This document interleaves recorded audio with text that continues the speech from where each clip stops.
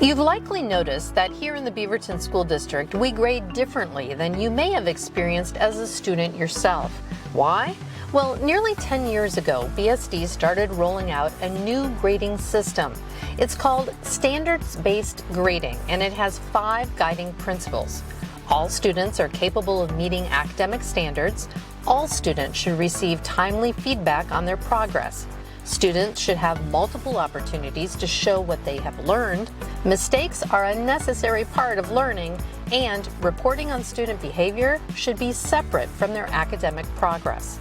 The grading system that you may be more familiar with has a 0 to 100 scale. One issue with the scale is that students may receive the same overall percentage, but have vastly different understanding of the information. A standards-based model shows what a student knows at any given point in time. The system uses a 1 to 4 scale or 1 to 8 scale in MYP schools and describes where a student is in their learning progression. The numbers don't represent points, but rather different depths of understanding that a student has demonstrated in their work. A mark of 4 means a student is highly proficient in their understanding of the material. 3 means their understanding is proficient, 2 nearly proficient, and 1 means a student is at the beginning stage of learning the material. At the start of a unit, students are given something called a rubric. Here's one for a science class. The rubric lists the course's learning targets, and then those broad targets are further broken down into sub-targets with descriptions of the learning that must be demonstrated to earn a particular mark. The teacher determines a student's level of proficiency for each of the sub-targets and records those marks or an accumulation of those marks in the gradebook.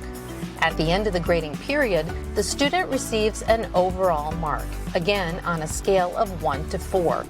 At the middle and high school level, that number is then converted into a letter grade, and that's what's recorded on the student's academic transcript.